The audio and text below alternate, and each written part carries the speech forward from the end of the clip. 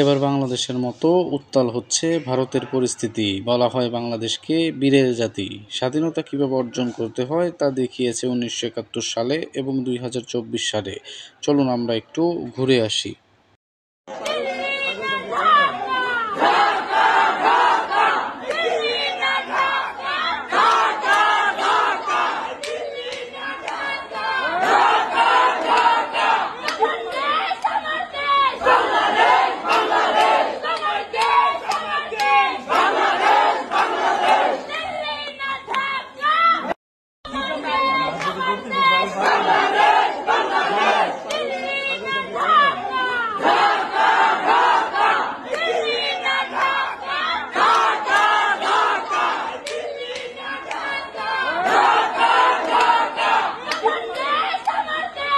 বাংলাদেশ বাংলাদেশ বলে যখন ইন্ডিয়া উত্তাল, তখন পাকিস্তানের অবস্থাটাও একটু দেখে নেওয়া যাক।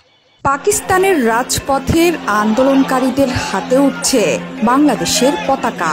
তুমি কে আমি কে, বাংলাদেশ বাংলাদেশ স্লোগানে মুখর চারপাশ।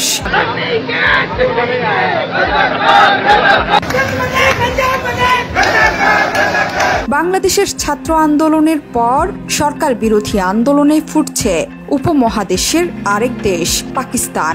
ইসলামাবাদ, লাহোর কিংবা বালুচিস্তান সবখানি কদিন আগে বাংলাদেশে যে গণ অভ্যুত্থান তৈরি হয়েছিল সেরকমই চিত্র। ছাত্র আন্দোলনের মুখে ভারতে পালিয়ে যেতে বাধ্য হন শেখ হাসিনা। এমন দুর্বার আন্দোলনে পাকিস্তানও কি দেখতে চলেছে সেই দৃশ্য?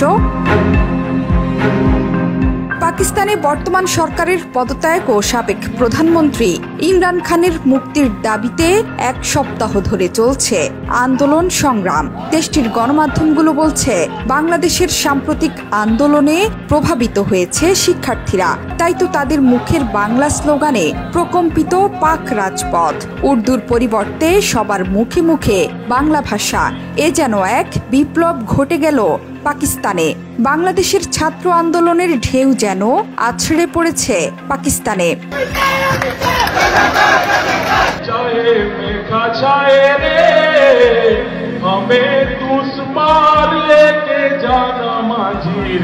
পাকিস্তানের জনগণের হাতে শোভা পাচ্ছে বাংলাদেশের জাতীয় পতাকা।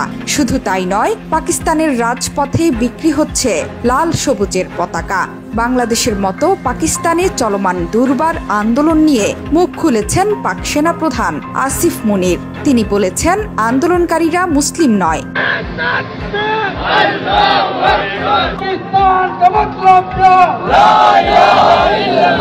আন্দোলন দমনে বাংলাদেশের মতো পাকিস্তানেও ইন্টারনেটের গতি ধীর করে দেওয়া হয়েছে। দেশটিতে কয়েক সপ্তাহ ধরে ইন্টারনেটের গতি ভয়াবহ রকম ধীর। এজন্য কে দায়ী বা কি কারণে এমনটা হচ্ছে তা নিয়ে এখন জোর বিতর্ক চলছে। সরকার বিরোধীরা বলছেন, পাকিস্তান সরকার এখন চীন সরকারের মতো ইন্টারনেট ফায়ারওয়াল তৈরি করতে চাইছে। উদ্দেশ্য অনলাইন জগতের উপর আরো বেশি নিয়ন্ত্রণ স্থাপন করা।